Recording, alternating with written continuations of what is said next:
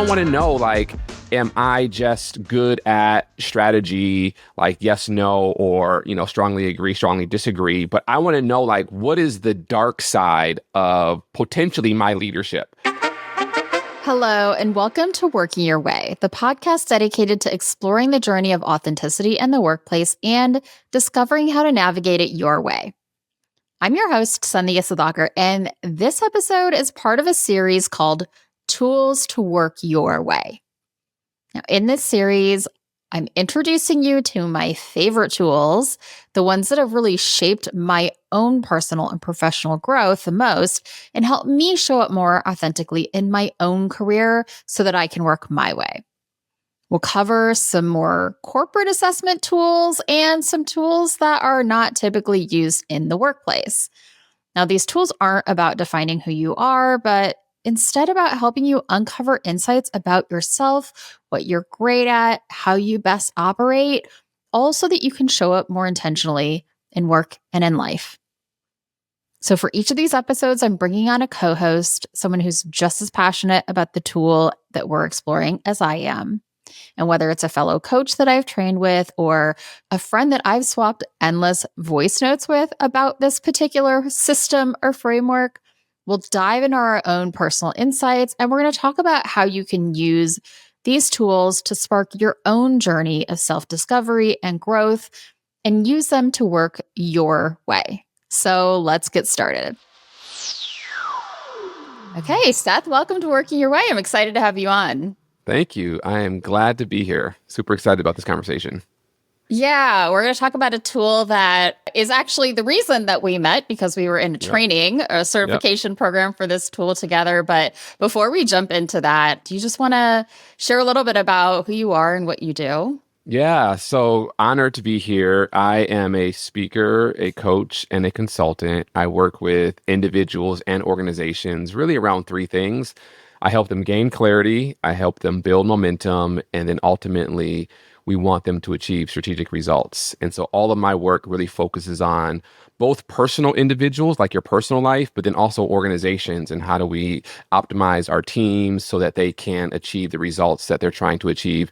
And I primarily work with community impact organizations, so like healthcare, education, nonprofits, churches, and local government. Those are the industries I primarily work with, and really trying to increase the capacity of those leaders who are leading those organizations so that they can make a bigger impact in our community. So I live here in Southern California and married, 3 kids, young kids. So they're about to go on spring break.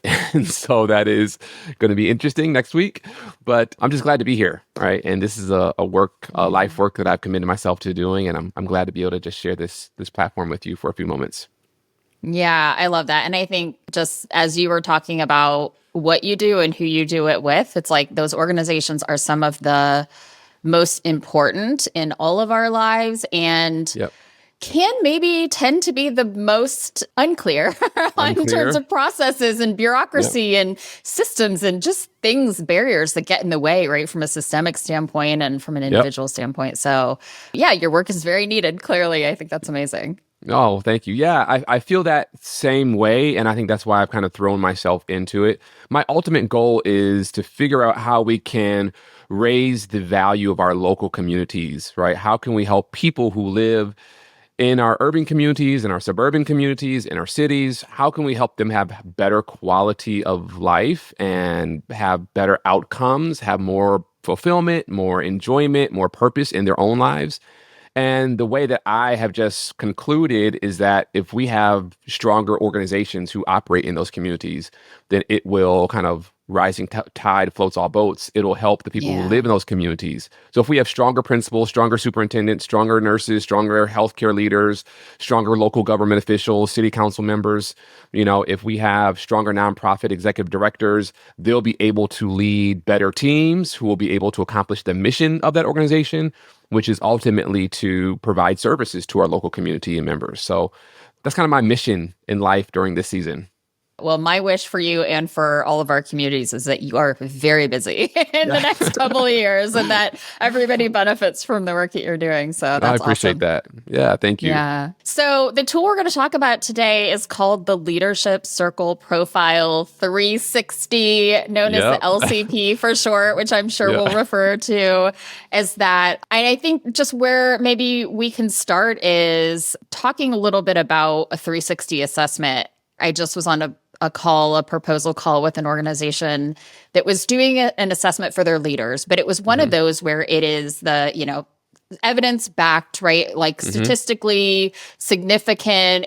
But it's an assessment of competencies for them. And so Okay. somebody answers questions, Yep. they get the result, that's their result. Whereas this 360 is very different. While it's got all of the statistically significant stats behind it, Yeah, validity it's a and all of that. self-reported, Yep. yeah, and it's a 360. So it's not only are you assessing yourself, but you're seeing how you're perceived by those that are important to the work that you're doing. Yep. And so I think that's a really interesting distinction about this tool and one that I think makes it really unique in a lot of ways. Yeah, I agree 100%. The LCP is probably the best, and that's a strong statement, but I feel like it's probably the best 360 that I've seen. I know there's probably a dozen or more out there, if not, Yeah. for sure, probably more. But of the ones that I've been exposed to and worked with, I think this is the most comprehensive, the most reliable and valid one, and the one that, from my experience, really has the potential to translate into actionable results and just is something that the leader can take back and say, okay, this is what I'm going to now do with this information, right? So it's like Yeah. practical. And so I use it often, and I'm a big fan of it. What do you think makes it more practical? I think it's robust in nature, right? So there's a number of dimensions that it looks across with you as a leader, like kind of measure you across a number of dimensions. And I think the way that it's structured, we can get into it a little bit, like the reactive side versus the creative side. That is just really helpful, I think, for leaders, especially when they're going through a debrief. I don't want to know, like, am I just good at strategy, like yes, no, or, strongly agree, strongly disagree? But I want to know, like, what is the dark side of potentially my leadership, right? So if I am showing up in a way that is not healthy for my team or healthy for the organization, can you frame that in a way where it doesn't make me feel like I'm like a bad leader, but it kind of helps me understand, like, oh, okay, here are some behaviors that you have been displaying, and these behaviors have potentially served you up until this point. But if you're going to continue to grow in your leadership, you might want to consider reframing these behaviors and looking at them differently and moving kind of up the ladder into more of a creative dimension of leadership. And so I think that is really helpful for the leaders that I've coached and debriefed, where they can actually see, like, oh, okay, this is what a healthy Seth looks like, and this is what a potentially unhealthy Seth looks like. And unhealthy, naturally has like a negative connotation. I don't mean it to be in a negative way, but it's just more of like a reactive Seth versus a responsive, thoughtful, creative Seth. Right. And so that to me has Yeah. been extremely helpful. One of the things that this I think goes really well with is there's a video called, locating yourself, and it's about being above the line or below the line, and are you open, responsive, receptive to things, or are you closed off, right? And like committed to being right, and so Yep. when I first saw this profile, which is a circle, I loved the idea of that kind of like creative is above the line, like you're using your strengths, and reactive is below the line. And exactly what you just said of maybe these things were strengths at some point or were Yeah. helpful to you at some point. And now here's where they're getting in the way of you being an effective leader and achieving business results because Yep. of that. And so I love the like kind of dynamic nature of like, you might be down here, but you can move it up here. You can find something across the other side of the circle that's going to help you kind of build that muscle in a different way. Yeah. And continue to grow into like higher order, higher self, higher levels of awareness, consciousness, and leadership. I was coaching a leader, and they took the LCP probably, let's say, 5 years ago. and then they retook it like last year, and it was so stark, like the growth that they had experienced. The one they took 5 years ago, they were very clearly below the line, so they were in their reactive self, and they were a high performer, and that approach served them well. It kind of got them to where they were. But then once they took it and they realized, oh wow, I have all of these like reactive tendencies, and when they took it again 5 years later, the entire graph had flipped, and now they were totally above the line. And they had grown in their position. So they went from like an entry level position to now they're like director level position. And so it just showed like the growth that they had experienced, not just from a leadership perspective, but also the growth in the progress in their employment, in their hierarchy, like going from an entry level role manager to a director level. It just really blew my mind. And they looked at they kind of compared and like, wow, like yeah, I've been putting in the work to really focus on how I can grow as a leader. And it's very clear the feedback my peers, my colleagues, my supervisor are giving me, and also how I see myself. I can see that I am now a different leader, right? A leader that is able to really operate at a director level, almost on an executive director level. So yeah, I think it's a phenomenal tool. You bring up a really important point in that, like, I think oftentimes those things that are kind of, quote unquote, below the line or reactive, complying, going along with direction, Yep. or like people pleasing, saying yes all the time, or even controlling, right? The assertive, like, I'm going to go and I'm going to get this stuff done no matter what. Like, those things actually do sometimes work really well when Yeah. you're an individual contributor. Yep. And then 100%. in those early stages of leadership, like, we think the things that got us there are the things that we should keep doing. And that's when that big shift happens. And so Yep. I totally appreciate that. Like, 5 years ago, this leader really probably was in that zone and then realized, like, to be effective, I need to kind of get myself into that creative space. Yeah. Yeah. 100%. Yeah. So, like, just a quick lay of the land for, folks that are listening and haven't been staring at this profile like you and I have for many hours. It's a circle. Yeah. And the top of that circle is what we're talking about, these creative tendencies. So there's 18 different dimensions of that. And I think it's like, split into, okay, so I'm looking at my paper here. It's relating. If you summarize them into these 5 buckets, it's relating, self-awareness, authenticity, systems awareness, and achieving. Yep.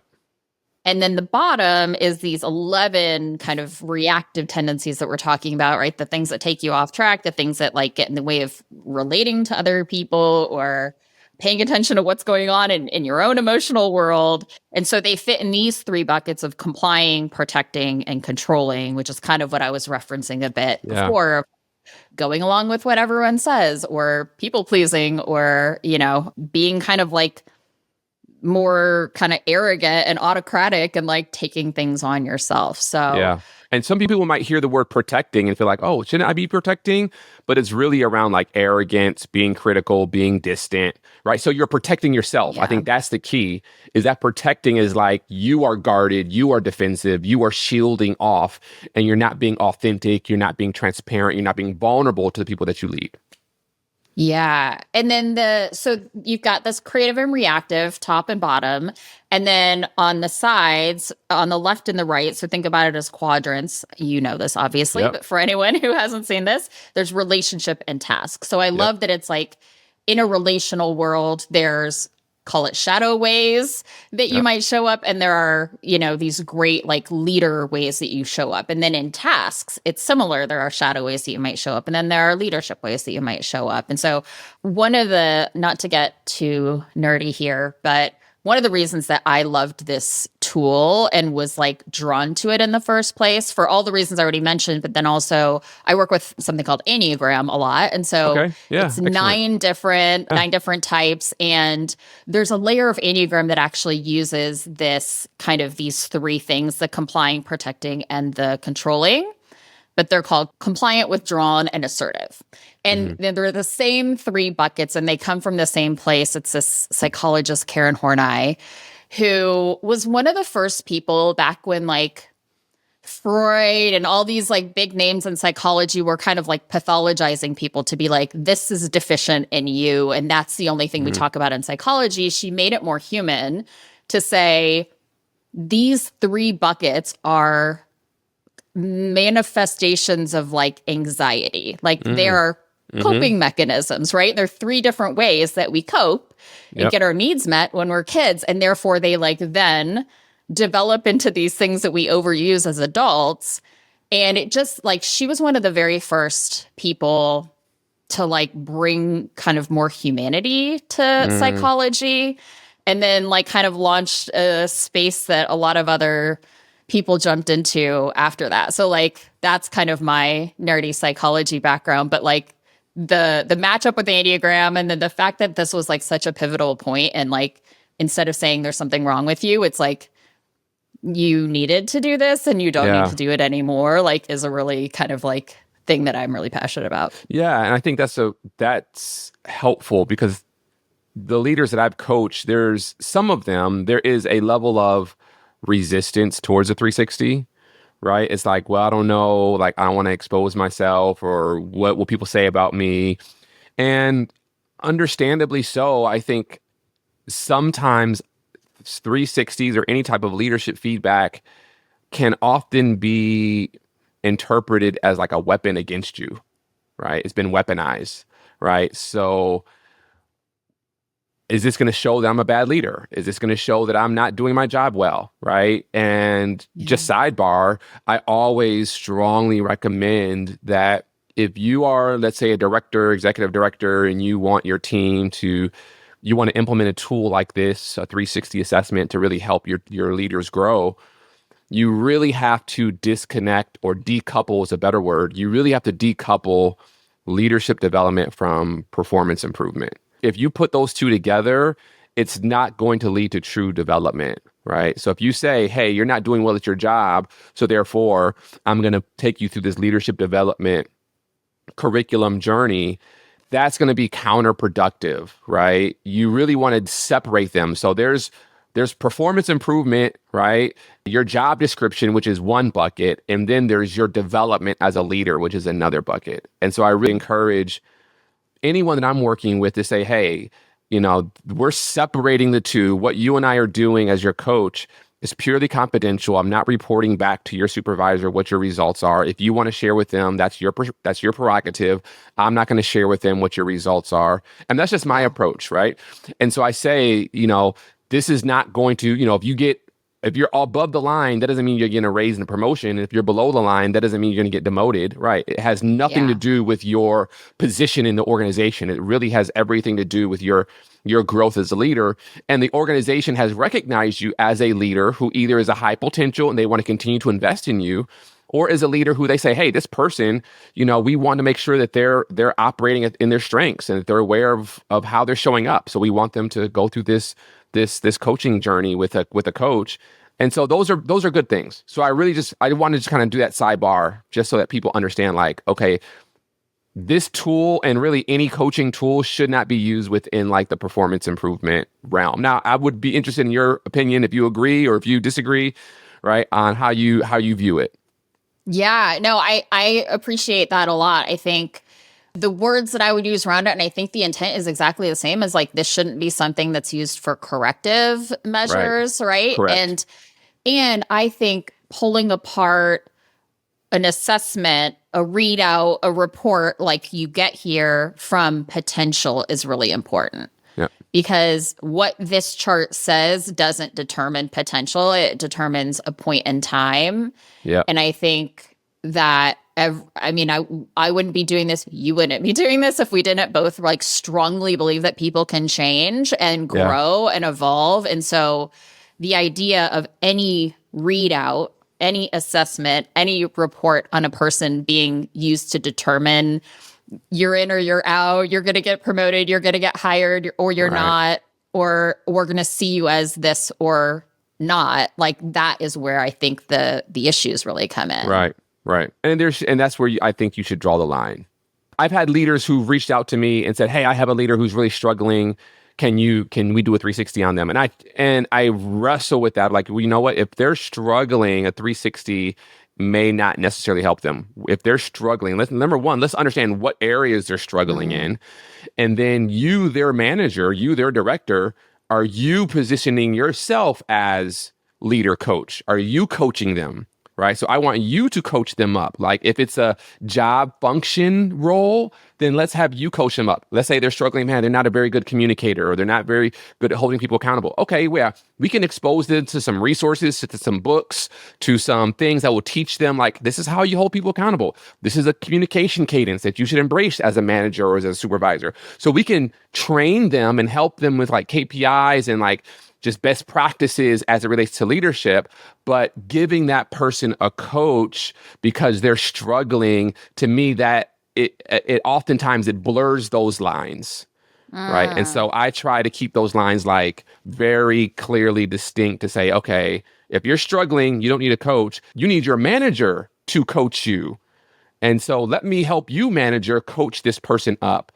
I primarily want to focus on individuals who you say, man, this person has potential. We want to continue to grow them. Yeah, there may be some areas of opportunity, as we all have areas of opportunity, but the LCP and leadership coaching from my point of view is not like my house is on fire, let's call the firefighters. Mm. Right? It's like, no, we have a fresh plot of land, let's call the contractors. So I try to help leaders distinguish, like, I'm a contractor helping you build leaders.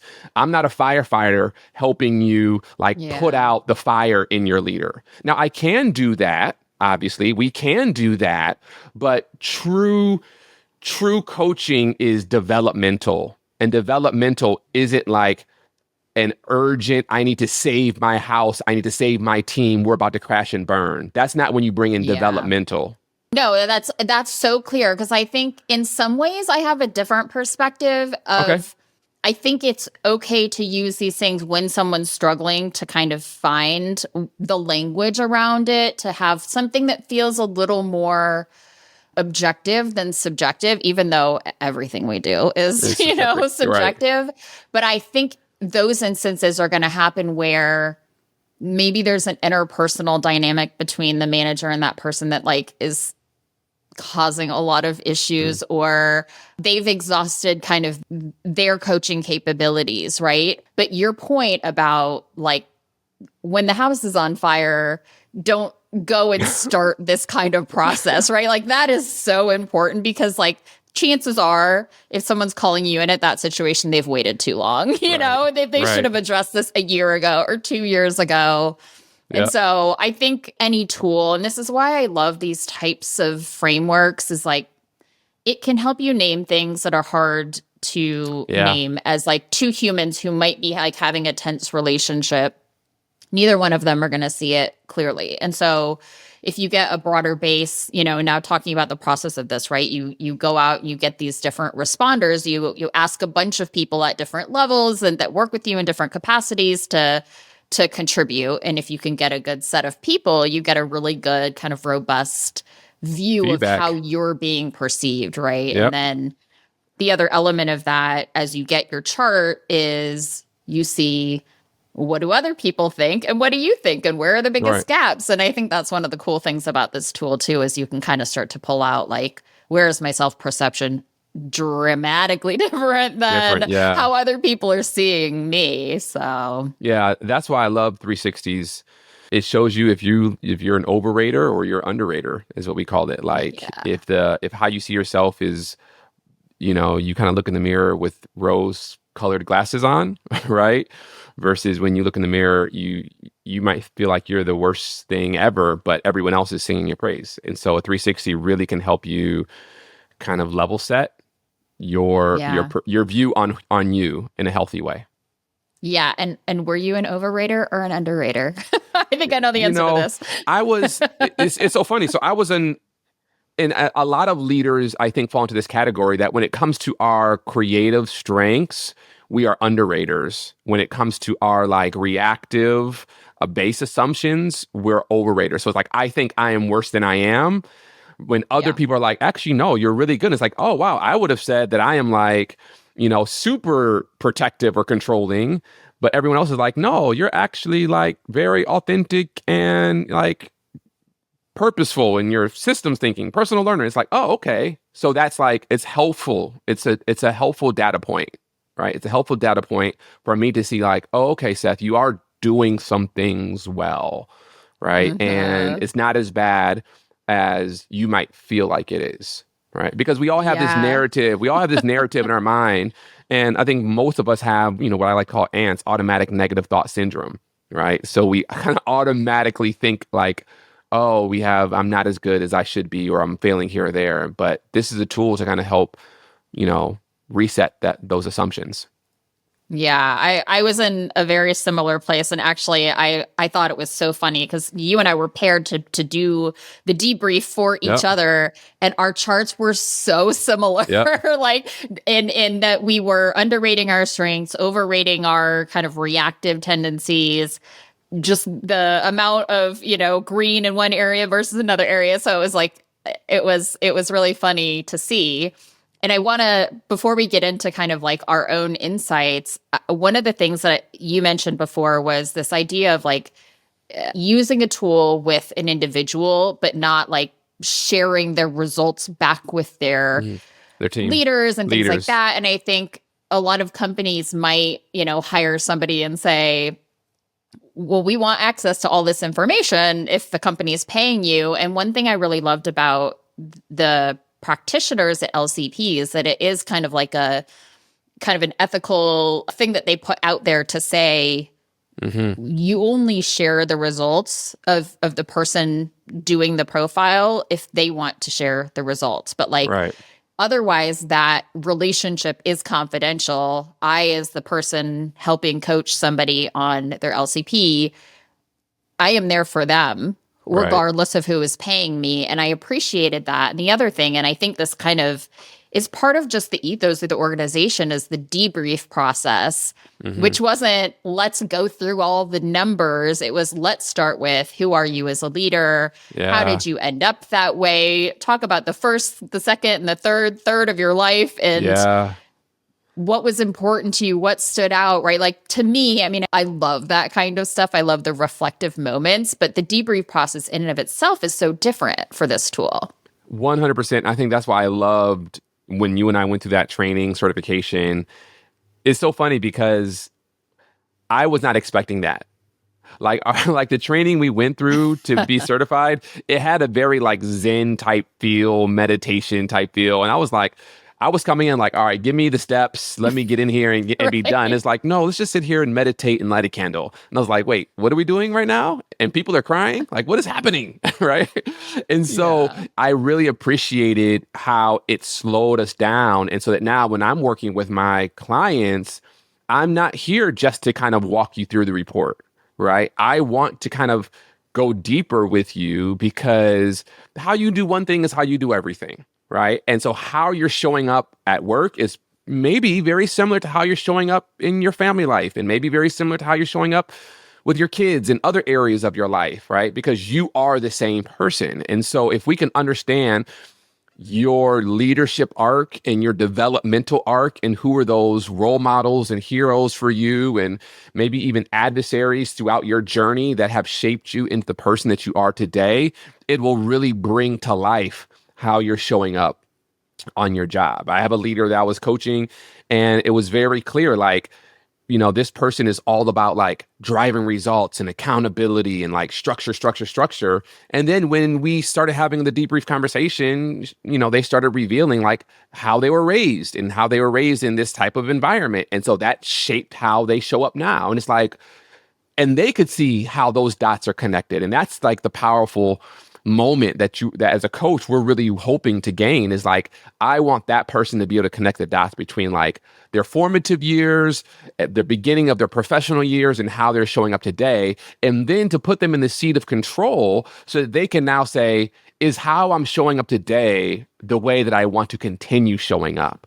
Or do I want to make some micro adjustments in order to either better lead my team, or what type of leader do I need to become in order to achieve the results that my organization is going for, right? Again, it's not right or wrong. It's just a matter of how do I become the leader that will really lead during these uncertain times that our organization is traversing, right? And so they're now empowered to be able to make that decision, as opposed to just showing up the way they've always showed up and not really understanding why. Right. It's so spot on and very well said. Like, you can look at a report and say, okay, I am this person, or you can look at a report and say, here's why I overdeveloped my protective instincts, right? Yeah. Here's why Yep. I show up being more arrogant because I felt like I needed to protect myself at certain points. And so understanding those things does give people that agency to say,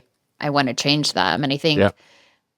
that part of the process, I think I'm going to get this wrong. So please help me if you know it. But it's like you don't use the data to like understand the person, but like you use the data to kind of get to as insights into the Yep. person. You Yep. are not your chart, right? You're not Yeah. your results report.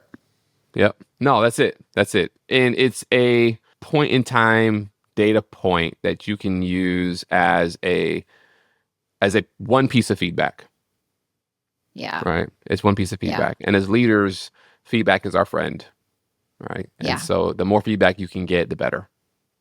100%. And I love this idea of like, I see myself this way, you see me this way. And I can see where my self awareness is either maybe there's a gap I might be Yeah. lacking in some ways. I might have some blind spots around certain behaviors that I demonstrate. Or like you and I, and this was also interesting, is that our charts were so similar, but like we had very different insights coming out of the process and different Hmm. places that we wanted to focus. And so again, like we are not our charts, right? Because we would have had the same plan coming out of it if that were the case. But the idea of like underrating myself on my strengths and overrating myself on the challenges was an Hmm. interesting, that was one of the biggest things that I actually got out of this process. And for me, what it brought up was I have and I think we're very similar in this way. Like, I am in constant pursuit of growth. Like, Mm. I always want to be better. I want to Yep. know what I could do better. And that is something that's kind of just ingrained in me. And it made me actually take a step back to say, how much is my pursuit of being better all the time getting in the way of me celebrating my Yeah. wins? Yeah. And that actually can be detrimental, right? And 100%. so it kind of knocked me off my chair a little bit because I've always seen it as like, yeah, I'm growth oriented. I want to get better. I want to know what I can do better all the time. And how much do I really need to be doing that, right? All day, Hmm. every day. Yep. Yeah. That's good. It's great that you said that because this particular assessment, it not only measures the behaviors, the leadership behaviors, but it also really tries to capture like the internal assumptions that are kind of like your default operating system, right? So Yeah. like, thoughts lead to actions, action leads to results. And a lot of times we just look at our actions like, okay, here are the actions. But what we really want to do is if I don't change my internal assumptions about myself, about my work environment, about the people I work with, if I don't change those assumptions, it'll be very hard to change actions, which will then be, impossible Yeah. to get different results. And so I really appreciate this because it helps you to identify the assumptions that you are bringing to the table. And so, like you said, like, yeah, you're an overrater of the reactives. And the question is like, man, what are those underlying assumptions? Like, why is it that you feel like you have to keep on doing more or that you have to keep on growing or that you haven't grown enough? And so there's more for you. Right. And so it really kind of allows the individual who's taken the assessment to really sit with that and kind of wrestle with it and either embrace it if it's helping them and serving them or reframe it if it's not helping and serving them. Yeah. And it is one of those things that like I think is starting to shift from having been helpful for me in the Yeah. past into like, actually now, I can shift into that space of like celebrating wins more, like just accepting like what I'm good at as like, that's enough, right? It doesn't need Yeah. to be like 1% better every time. So Yeah. I'm curious, what is your Enneagram number? A 3. Okay. Okay. I know. Yeah, I'm a one. I'm a one Yeah, with like that a tracks. 9 wings. I think one is like the reformer, right? Yeah. And Yeah. like three is what? Three is the Achiever. achiever. Okay. Yeah. Okay. Yeah. Yeah. That actually tracks, especially thinking about like working in community spaces, healthcare, like Yeah. government, like making the world, like truly what you're doing is making the Right. world a better place, right? Like we can be better, guys. So like send me into Yeah. those organizations that are struggling to perform at the highest level. Like I'll let you work with like pharmaceutical and tech and all of that over there and send me into the school district. Yeah. But also threes and ones share this kind of like we can be hard on ourselves, Yeah. or, one is hard on themselves and three always wants to be better. And those are just two sides of the same Same coin, corn. right? They're Yeah. like very similar behaviors, but maybe for Yep. like slightly different reasons. So, Yeah. Yeah. Insightful. yeah. Yeah. So tell me, what was something that was like surprising or unexpected about your Mm. own profile? So I've taken this profile twice. I've taken it twice and different raters both times. It was largely, I mean, there was some variance, but largely the same. I think what was interesting to me is that I was really high on controlling, right? And the controlling is like you're driven, you're ambitious, like things need to be perfect, right? And so I was really high Yeah. on that controlling dimension, if I recall correctly, and was definitely an overrater on that controlling dimension. And so that to me was it was something that I just had to sit with, and again had to ask myself like, what are my base assumptions that are leading me to show up that way. Other people aren't necessarily experiencing me that way. And so, because they may not be experiencing me that way, it means that I am exerting a lot of energy to suppress that. Right. Uh, So, it's like if I feel like I'm ambitious, but I don't want you to think I'm ambitious, then I'm doing a lot of like damage control. Like, I'm trying to like really do a lot of like interpersonal like management because I don't want you to see me as this authentic person who is like really ambitious, but deep down inside I really am. And so I really had to sit with that and just kind of process like, okay, how do I feel about this? And what's driving this? And is this healthy for where I am in my current season of life? And there's that old book, What Got You Here Won't Get You There. And so I just had to ask the question like, okay, this has served me up until this point, but will this continue to serve me in this next season of life that I'm transitioning into and going into? Right. So it served me as a frontline manager. Will it serve me as an executive director? Right. And yeah. how do I need to shift? Yeah. Yeah. So So where are you on that now? it is a daily journey as it should be, right? It's a daily journey of being in tune with what are my motivations and what's driving me. And if I am ambitious, and if I am driven, is it ambition and driven because there is a scarcity? Like the underlying assumption is like, oh, I don't have enough, or if I don't do this, I won't have enough. And there's a level of insecurity that is like driving that. Or is it driven and ambitious because of the big vision that I have to change and to impact and to grow, right? And so you can Yeah. have an action and maybe even a result that has entirely two different motivations underlying it.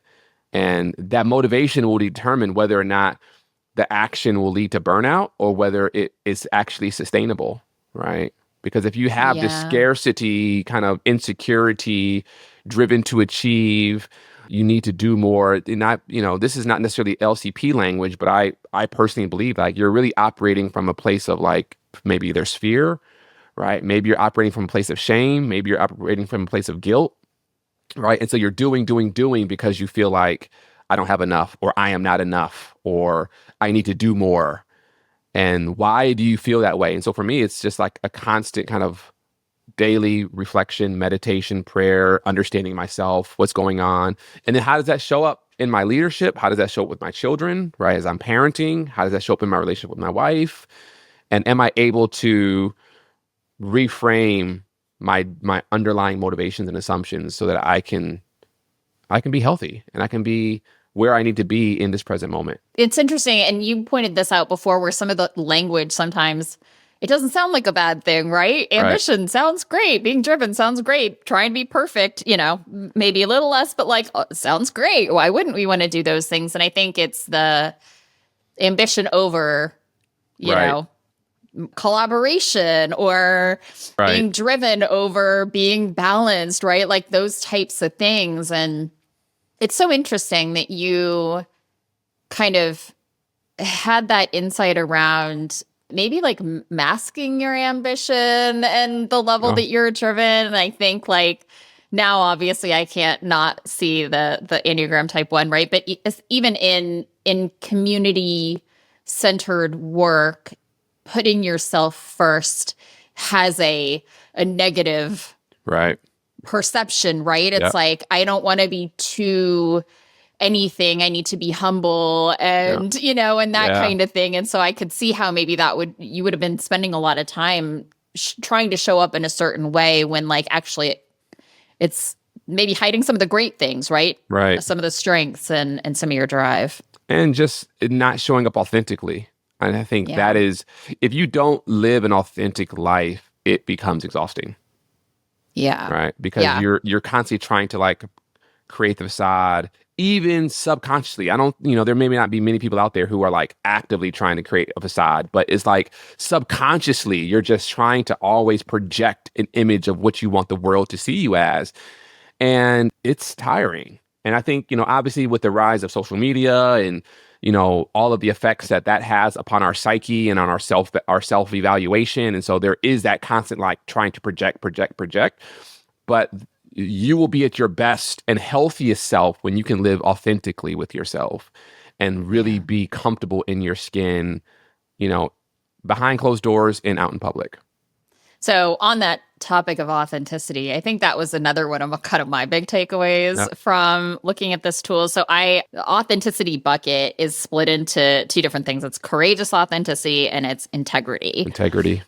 And in both of those, I rated myself much lower than everyone else rated me. And even in the profile, you get kind of the numbers results, right? You get the quantitative stuff, but you also get some verbatims from people. And there are 3 questions that people answer about you. And as I was reading through them, it came up over and over and over again. Like I have a very strong sense of self and very principle based. Like I live my values. People see me doing those things. Mm, And the fact that I had rated myself quite low on those, which also the irony of the fact my business is called Self at Work. Everything is about authenticity in the workplace. Literally, my business is about authenticity in the workplace, right? And so I was like, why did I rate myself low on that? That's weird, And so part of it was the kind of underrater, like hmm I'm just hyper aware of the things that I want to work on. And so I'm, rating myself lower. But I also had to question a little bit too. In that moment in time, this was last summer, I had a lot of life stuff going on and like was mm, having like just going through a lot of family stuff and whatever else. And so I think I also, and this came out in my debrief, was that I am coaching people to take care of yourself, to have these practices to support your mm, well-being, to slow down, to breathe, to like process emotions and experience them. And I was not doing that at the mm, time. hmm And so for me, that actually picked up a little bit on kind of like, am I practicing what I preach as mm, a coach to my clients? Am I doing those same things for myself? And so that was an interesting kind of insight that I had around that. And then it was of course like wonderful to hear and see from people that like people see my values in action. hmm They witness that from me without me having to say what they are. They know what they are. And so I think hmm that was like a really cool takeaway for me. Yeah, that's good.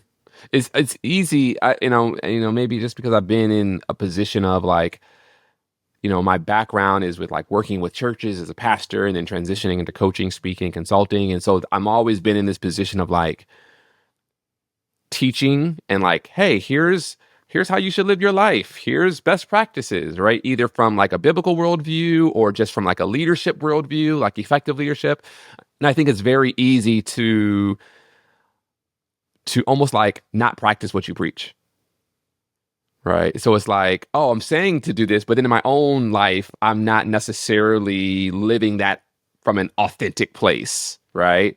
And Yeah. so just really, really being honest with yourself and reconciling, like, yeah, okay, I'm saying this, but then I want to live this for myself. Right. That's where I Mhm. think coaching and just your impact on life becomes transformational. It's no longer transactional, right? Where I'm just going to give you the Yeah. best practices, but I'm living it, modeling it, and I'm experiencing the transformation that living an authentic, highly self-aware life can deliver to you and can deliver to this world. So yeah, that's great. Yeah. And I can see something similar even in some leaders that I work with where they're like, I want my team to have better balance. I want them to shut Yeah, their computers off over the weekend and not answer emails. But that's like, true. I'm gonna do that, and it's like, well, Right, they need it. They need balance, right, but I don't. Right? And right. there's a little bit of ego, right, in that of like, I'm going to tell everybody to go and do these things that are good for themselves. And I'm not going to do them for myself because whether I feel the pressure of the role that I'm in as a leader, or I think maybe I'm above it, or Yeah, like whatever it is, right? There's like so many different reasons, but I do think it's important to like, have that insight if it's something relevant for you. So. yeah. What is that? What do the parents say? Do what I say, Not not as I do. yeah, do as I say, not as I do. Exactly. Shoot. So sometimes as coaches we become that way. Right. What were a couple insights or, one or two things for you other than what you mentioned that you took away from this process? I felt like, as we mentioned, this was one data point. There were a lot of insights from the qualitative like feedback, so like the open responses. Some of them were around, obviously when people have an opportunity to write out like, hey, this is how we experience that, like the good things and the areas where there may be room for improvement. I know what I had to deal with, and I know many leaders probably deal with this, is like when I'm reading through the areas where people are saying this is an area where you can improve on, it's like, what is my relationship to that negative feedback? And Mm. why does it, for me, it's like, why do I bristle? Why am I like tensing up when I'm about to read through the comments of like, what should Seth improve on? Right. And so again, it speaks to what is your underlying assumption? Right. How are you approaching this feedback? Like, yeah, you'll sit there and you'll listen to the praise and you might take it for face value or dismiss it.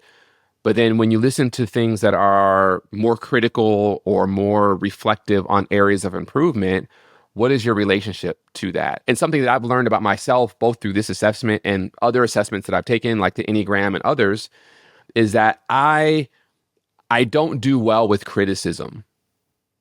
Like that is something I've learned about myself. And so it's like, what is your relationship to criticism? And why don't you do well with criticism? And what is criticism? How are you interpreting criticism as a reflection on who you are? And something that Yeah. I've had to personally reconcile is that in the past, I viewed criticism as saying, you are not good enough. And so that's why I've had this like, oh, I want to stay away from criticism. Or if someone is critical of me, and again, not in like an aggressive, judgmental way, but if they're just giving me some feedback of areas where I can improve, I would either get defensive, I would put up my walls, I would, like try to write it off or dismiss it. Or if I felt like what they're saying is actually true, then it would just confirm I'm like the worst thing ever and I'm a horrible leader and I'll never be anything in life. And so it's like, Seth, you have to have a different relationship with less than positive feedback, right? And so this tool Yeah. really, even though it may not have necessarily shown up in the report, it's like your relationship to the report is speaking to an underlying assumption, an underlying need that you have that you feel this report is either violating or meeting. And then the question is, well, where did this relationship with criticism, where did it form? Like, if you go back, Seth, go back into your childhood and think, like, man, when was the first time I ever remember myself being criticized? And how did that make me feel? Were you bullied as Yeah. a kid? Right. Yeah. And if I was bullied as a kid, then it's like, oh, okay, I can connect the dots. And so then that shows up in how I do my work. It shows up in I have to always try to do more and be driven and ambitious. Why? Because I'm running away from the criticizing monster, right? That Yeah. monster who's going to come and criticize me. So I never want to be criticized. So I'm going to overcompensate with ambition and driven and be perfect so that no one ever has room enough to criticize me. But then what that does is it throws my life out of balance because now I'm not spending time with my family. I'm not decompressing. I'm not engaged in healthy rhythms, right? I'm not spending time with going on vacations and, going out and just enjoying life because I'm always driven, driven, driven. Why? Because I'm trying to run from the criticizing monster.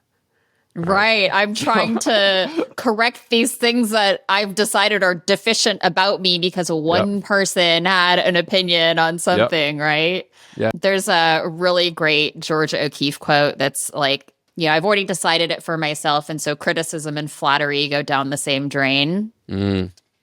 And I think about it in these kind of situations, right, where it's like I'm imagining that when you get a lot of praise, like you'll take it at face value, but you're not going to sit and like internalize it and like I am good. Like I hear these things and I am a good person, right? But you will take criticism as an indictment on your character, right? And so it's like, how do we treat flattery and criticism with the same weight? Yeah. So that like they can balance each other out, right? Or if you're a leader who's not very self-aware and you take all the flattery in, but you don't listen to that's not okay either, right? If you don't listen to the criticism. And so it's this it's been an interesting one for me because it's like, okay, how am I weighting them? And am I listening to all of them a lot? At least if it's balanced, that's good, but Yeah. Can you take it, digest it, and then spit it out?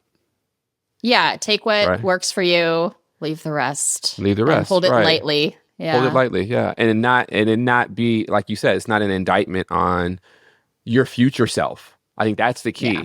Is like sometimes we can take criticism as an indictment on my future self. And it's like, no, this is not about your future self. This is just one point in time.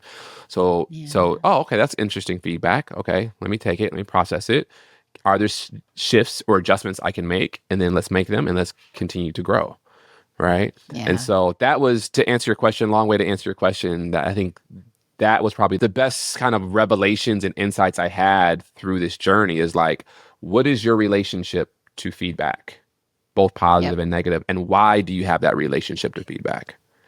Yeah. Yeah. And noticing like, you had a visceral reaction, right? Even to like the idea of reading that part of the report, like that's such good awareness. And I love how you kind of took that as a like curiosity and like, let me explore this sensation that was going on. So, yeah. Well, I'm going to wrap us up here. I think, what kind of parting thoughts do you have about this tool? Who do you think it's good for? Yeah. What else do you want to say about it? If you are in a position where you're a leader or you're aspiring to be a leader and you want to grow, right? You say, you know what? I got a little plot of land and I want to build a castle on it and I want to grow and I want to be intentional and strategic in my growth. Then I think this is a great tool that can help you with that growth. It's one tool of many that you will need throughout your lifetime. But I think this is a great foundational tool that can really help you kind of understand how you see yourself and help you understand how other people are experiencing you in the moment, and that you can then use for feedback as you go forward to build your castle of a life. And so, I recommend it to everyone. Now, if your house is on fire, right, you need to call in a firefighter, right? You might need a therapist and some other things. Yes, all the support. Find all the support, Find all the support, right? But that's who I would primarily recommend the tool for. And as I mentioned early on, is one of the best ones that I've come across, and I actively use it today. I think my parting thoughts would be, kind of the reason that I was drawn to this. I am a little bit of a nerd for tools and frameworks and things like that, but I've been very cautious about restraining myself, especially in the early years of my business, of like not doing a bunch of stuff. But this one was one that really broke through for me. And I love the both like complexity and simplicity of like, there's a lot of data in here, and you could be working off of this profile for years to come. Mm-hmm. And you can also look at it and say creative, reactive, like relational task, focused, and get some really good quick insights from it. Pick one thing, and it can be like you and I both demonstrated in this. It's like there was one thing that we had an entire kind of shift around, Yeah. and exploration around. And so I think the tool paired with the process to me feels so much more valuable than take an assessment, get a report, go to a Yeah. workshop. Like Yeah. it's so reflective. It gets out of the transactional and into the like real exploration of who you are and how you want to be. And so the quality of those conversations can be really transformational. 100%. 100% agree. Yeah. So go do the LCP. Yeah. Yeah. All right. Well, thank you for being on. Thanks for having this conversation with me. It was nice to reflect a little bit on our experience too. Yeah. I'm honored. Thanks for having me.